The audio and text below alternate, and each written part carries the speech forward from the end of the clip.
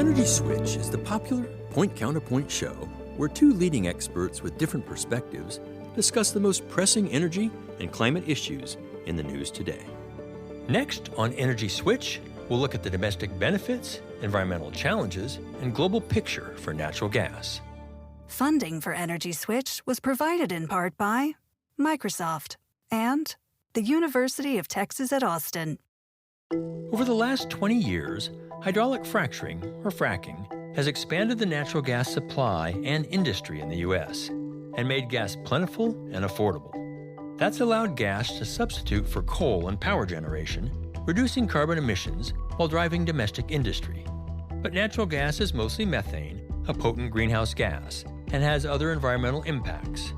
Here to talk about the pros and cons are Dr. Naomi Boness is the Managing Director of the Natural Gas Institute at Stanford University. She's originally from the UK. In the early 2000s, we discovered this resource that we really didn't know existed up until that point, and that was the shale gas. And it created an energy revolution where we were able to, with new technologies, exploit this resource, and the price of gas dropped so much that it made it competitive with coal. With her is Rachel Fakhri. She's a policy analyst at the National Resources Defense Council, who was trained as an engineer, also at Stanford, and in her homeland of Lebanon. What I think is the risk profile of investing more and more and more in gas is we don't know if we're going to get to a place where methane is near zero. I think a lot of the arguments around the large-scale future role of gas are premised on this hope that gas will be something it's currently not. And that, to me, is inherently very risky. I'm Scott Tinker, and I'm an energy scientist. On this episode of Energy Switch, what's the future of natural gas? Let's get started. Welcome to the Energy Switch. Natural gas, domestic benefits. Talk about U.S. here to begin with. What are some of the impacts? In 2020, the oil and gas industry was responsible for 12.3 million jobs in America. It also contributed something like $1.6 trillion between 2012 and 2025 to the federal... How much? $1.6 trillion to the federal tax revenue. And obviously that's money that's used to support schools and hospitals and infrastructure. And it's obviously contributing a lot of money to the manufacturing industry, billions of dollars from low-cost fuels that enable manufacturing to happen at home, which in itself spurs economic growth. Lots of benefits. You align with all that? It is undeniable. It has been a big economic engine, especially for the regions that are gas producing, including the Marcellus, Pennsylvania, Ohio, but also, Texas, New Mexico area, of course. Right. Now, the good news is if we were to move away from gas to meet climate goals, clean energy does offer also a lot of employment opportunities. In fact, I think it is estimated that for every $1 million of spending, clean technologies like electric vehicles and efficiency and solar panels can create 3 times as much jobs as fossil fuels. However, it is critical that if we move away from gas to meet climate goals, we take care of our workers, of our communities who will be off gas. And it's not going to be easy. All right. So how does gas power generation actually function in the system? Renewable energy, because the sun doesn't shine all the time and the wind doesn't blow all the time, requires energy storage.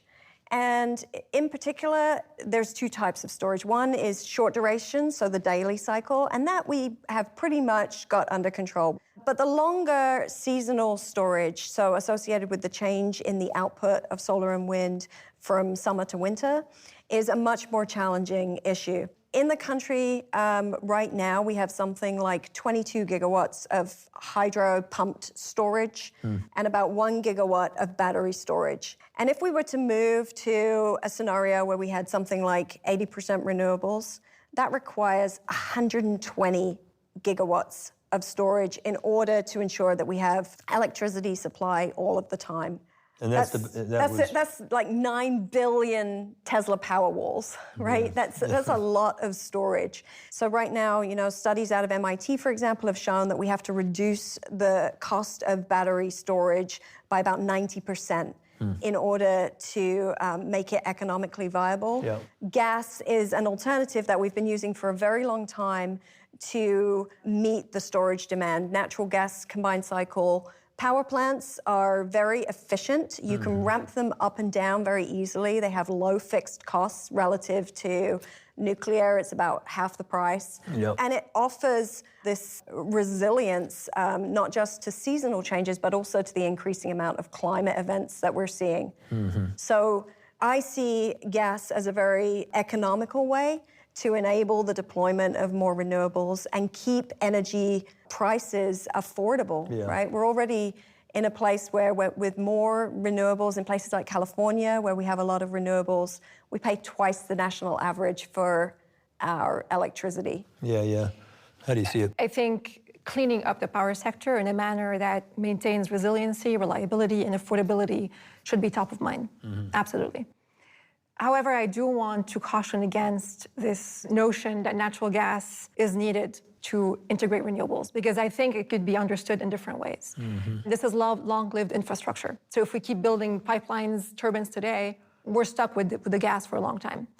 Agreed that renewables need some form of flexibility. And currently, batteries can do a lot.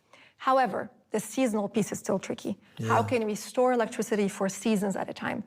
Batteries can't do that, or they can't do it affordably. So this is where I agree, gas offers an interesting proposition. However, we also have to be cognizant that there are some interesting developments in this space on hydrogen, or you can produce hydrogen when you have excess renewables in the summer or in the shoulder seasons, and then store it for seasons and months at a time, and then burn the hydrogen in turbines to produce power when you need it. So we should not close our minds to what is happening in the R&D space, but we're not there yet. We're not even close to being there yet. So gas and coal, why is it that, at least in the U.S., we've seen such a strong substitution for coal? Well, I think, in the early 2000s, we discovered this resource that we really didn't know existed up until that point, and that was the shale gas. And it created an energy revolution, particularly in the United States, where we were able to, with new technologies like hydraulic fracturing and horizontal wells, exploit this resource. And the price of gas dropped so much because of the increased volumes that it made it competitive with coal. So up until that point, coal had been something like 50% of the power gen, if not more in places. The industry was able very rapidly, actually, to switch from coal to gas, to repurpose existing facilities and put in new facilities, because the low gas prices combined with, at that time, new pollution standards from the EPA made it cost competitive. Right. And so, with that came associated emissions reduction, 50% or more. Gas burns a lot cleaner than coal. How do you see that, Rachel? I think that's absolutely right. Yeah. I mean, cheap gas is the main reason why it replaced coal so extensively in the past 10 years or so. Of course, there are other reasons as well, one of them being the regulations that the Obama administration input on coal plants, a secondary effect, but also the energy efficiency investments that we saw that really kind of rendered that demand was more stagnant, which also hurt coal, and the rise of renewables. At the time, renewables were still expensive, so it wasn't the main driver for sure, but it is helping now in also accelerating the move away from coal. And state policy, too, for absolutely, solar and wind. Yes, absolutely. Yeah. Undeniably, gas has an advantage on coal when you combust it. It's much cleaner, emits about half the amount of carbon. However, when we take into account methane, the math becomes trickier. The methane leaks across the gas system have big bearing on the climate benefit or lack thereof of gas. In fact, the International Energy Agency put out this really fascinating graph that shows that at high methane leak rates for gas, and assuming or accounting for the dramatic warming effect of methane in the short term, that gas can become worse than coal. For a purely climate impact. Right, this is chilling and also should give us pause around how we think about gas as this silver bullet to coal because it's cleaner, whereas in many ways, it either is not that much better or is equally bad. So we have to be careful. Or it could be better that. If we tighten down the Could be better, of course. But it could be not better.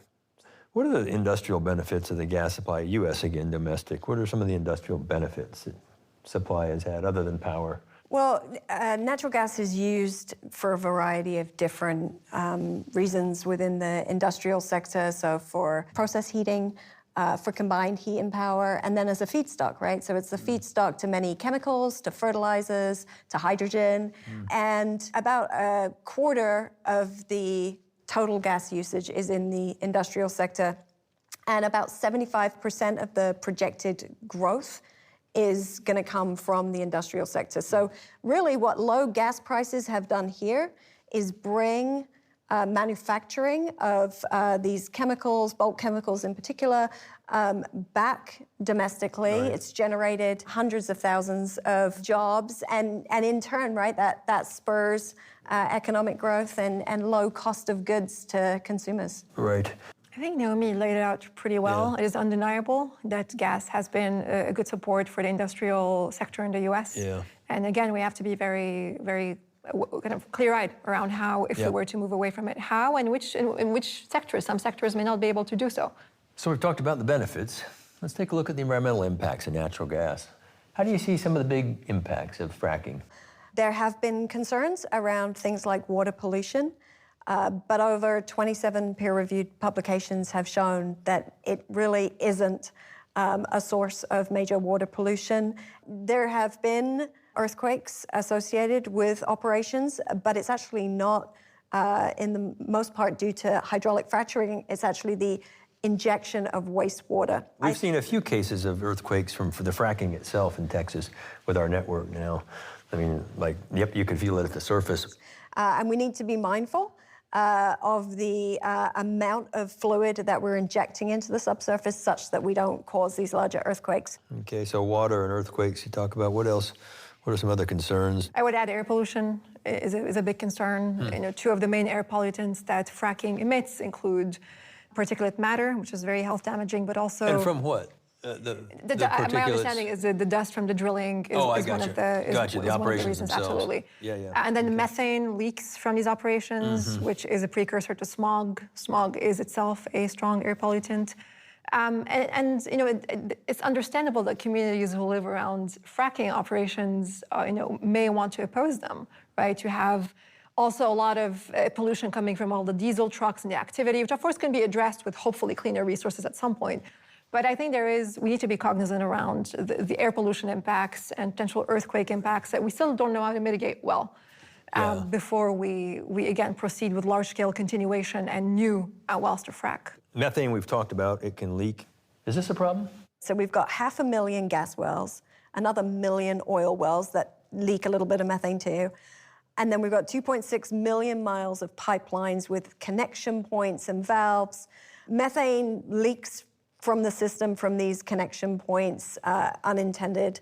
The industry, I think, is very motivated to mitigate those methane emissions. There's a lot of big research programs right now looking at different types of detection technologies. How do we quantify these methane emissions? How do we accurately detect them and then put operations in place to mitigate them?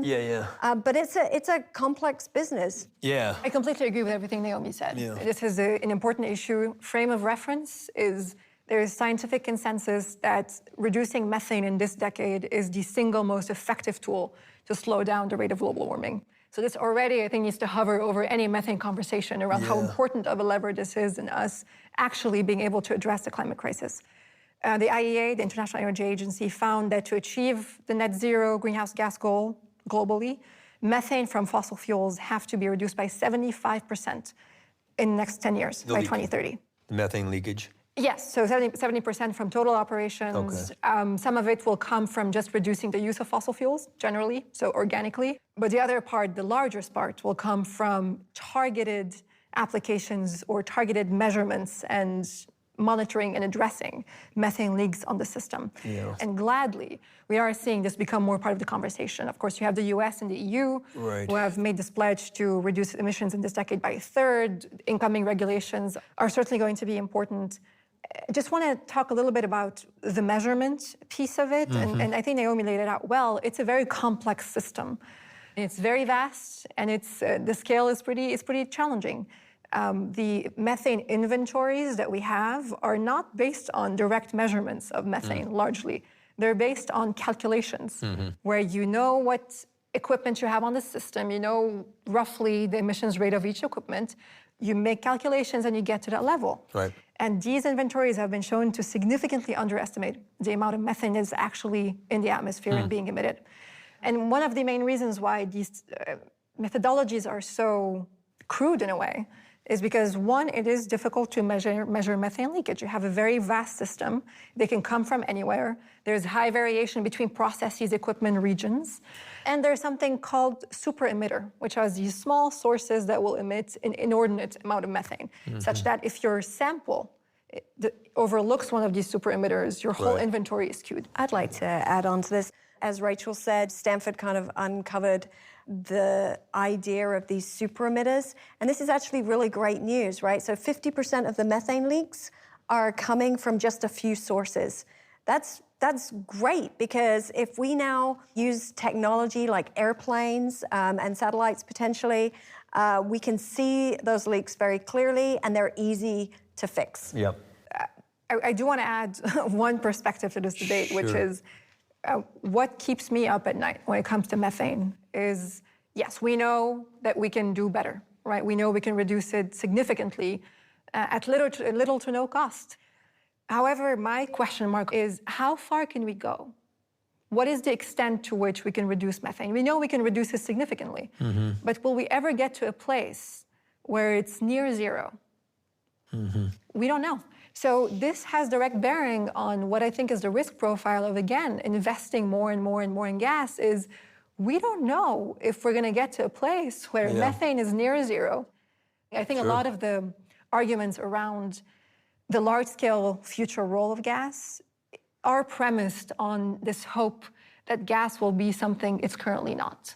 And that, to me, is inherently very risky. Interesting. Let's look at the global picture of natural gas now a little bit. Does the rest of the world have some shale gas? Well, China has the largest shale gas resource, and they have really struggled to commercialize it.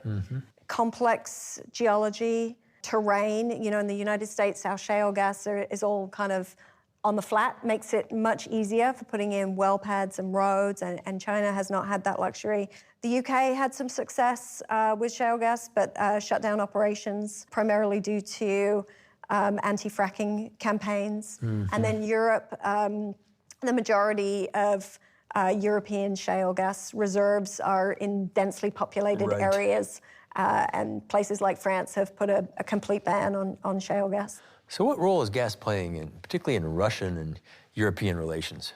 Geopolitically, it's a very powerful tool. Gas between Russia and the European Union, which is playing out now with the energy crisis that Europe's going through, of course, and Russia trying to weaponize the gas shortages to get some additional pipelines from its country to Europe to solidify the dependence. My understanding is it's not shale, it's more conventional. Yes. Production. It is, So shale is not a play there, but it's certainly currently a very powerful geopolitical tool for Russia. You start thinking about that and moving it in pipelines on land or on boats. Asia's importing a lot of LNG. They need a lot of power. What's the LNG trade look like globally, especially in Asia? How do you see that? So right now, of the 360 million tons that's being exported globally, Asia accounts for about 75% of that. Importing it. Importing it, Okay. right. You know, where India goes matters to the climate. How do you see gas in India? Part of their national strategy is to continue to increase the amount of gas that they are using in the country and putting in infrastructure associated with that. And most of that gas is being imported from the Middle East. They don't seem to have a lot of interest in exploring their own resource for, I think, several reasons. Imports will likely make up 70% of their gas use in the next 10 years or so. I think this also falls under this idea of system-wide, of what is the most optimal mix of resources for India to grow its economy. Is it immediately engaging or investing in gas importing terminals that will make it dependent on foreign gas for the foreseeable future? Or is it a more holistic approach to it, whereby it keeps investing into its solar resource, This needs to be the priority of the country with a broader evaluation of how and where gas could play a role. Cooking, excellent example, right? Cooking is a big issue in India, but it needs to be part of a broader framework, which it currently is not. Currently, we are seeing this rush to build a lot of LNG terminals without a prerequisite of this system-wide view of how to meet optimally the demand of this population in the most affordable manner that also is commensurate with the climate crisis. So we have to be very careful around how we expand gas resources. I think India has done a remarkable job putting in renewable resources. They have, they're on track for 44% of their energy mix to be supplied by renewables. And that far exceeds what we're doing in the States, right? In order to ensure reliability, and reliability is really what spurs economic growth and prosperity, India cannot afford to put in the battery storage that would enable more renewables. It would take like a quarter of their GDP. That's just not feasible. So the increasing energy demand has to be met with something, right? So if 44% of it is renewables, if we cut off financing or don't enable gas to make up the difference, their only other option is coal. I believe that India is doing what they can, but I will say I think it is the height of hypocrisy for us to impose Western decarbonization standards on these developing countries. I see it as the exact opposite. I think it would be a disservice to not impose the same level of rigor that we impose on our own investment plans. In the US, every utility has to undergo an extensive process of demonstrating to investors and to customers that what they're investing in is the most affordable, clean set of resources for the next 30 years. I think to not demand the same rigor of developing countries, I'm from a developing country, that would be a disservice.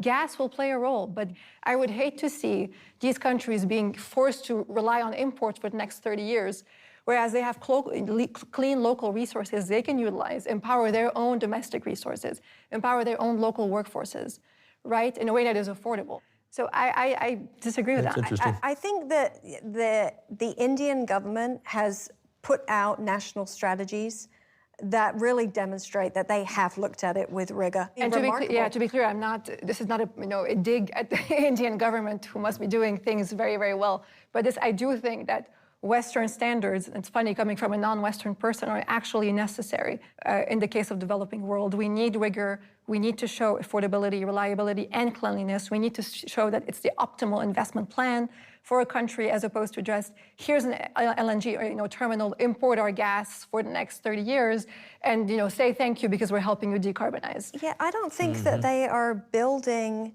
LNG terminals because they feel it's being forced upon them, right? An LNG terminal is incredibly expensive. And so for them to undertake that kind of investment tells you what the alternative, which is energy storage, batteries primarily, cost in comparison. So it's actually the affordable alternative that's on the table right now. An example from my country where LNG terminals are now being considered, the first thing that comes to my mind is, show me the numbers. Show me where this is actually good for my country, for the affordability of resources versus a much smaller reliance on gas, much bigger reliance on domestic resources. Do either of you want to do a quick wrap, just kind of your thoughts on gas, give you both a chance to do that? I do think this is kind of our last chess move in a way, and we have to be very prudent with it. I think this is the overarching umbrella I would like to leave today with is, let's be prudent. Clean energy has gotten to places we never would have imagined 10 years ago. Let's prioritize that. It is much less risky than other approaches. When it comes to gas, the world will likely need gas in some form, but let's be targeted with it. Let's ensure it's preceded with rigorous assessments that take into account the clean energy revolution and the climate crisis that we're in. Let's be prudent, let's be targeted, and let's prioritize clean energy. And clean being solar and wind. Solar and wind. Yeah, okay. It's very clear that we need to curb the amount of CO2 that we're putting into the atmosphere, and we're all playing on the same team. At the end of the day, we want a clean and sustainable environment for our children and grandchildren. Natural gas is an amazing, abundant, and low-cost option. It's much cleaner than coal, which continues to be priority one, in my opinion, for reducing emissions. And it acts as an enabler, providing the storage and reliability to the clean energy technologies of tomorrow. Here's my takeaway from our conversation. Natural gas consumption for power generation, heating, and industrial uses is growing in every global region and will likely continue. But that may depend on international trade, as fracking industries will develop inconsistently in other countries. This growth would come with challenges: CO2 emissions from combustion and direct leakage of methane, which is a greenhouse gas. The IEA found that 50% of methane leak reduction could be cost neutral. The cost of the gas saved covers the work done. Good reason to make progress on reducing leaks so that the lower carbon potential of natural gas could come with the smallest environmental costs. Energy Switch is executive produced by Scott Tinker and produced and directed by Harry Lynch. Sophie Byard is the assistant producer and researcher. Editors are Ginny Patrick, Yusef Swachina, and Jackie Kunzler. Matt Aslanian does the sound. Energy Switch is produced by Arcos Films for the Switch Energy Alliance with support from Microsoft and the University of Texas at Austin.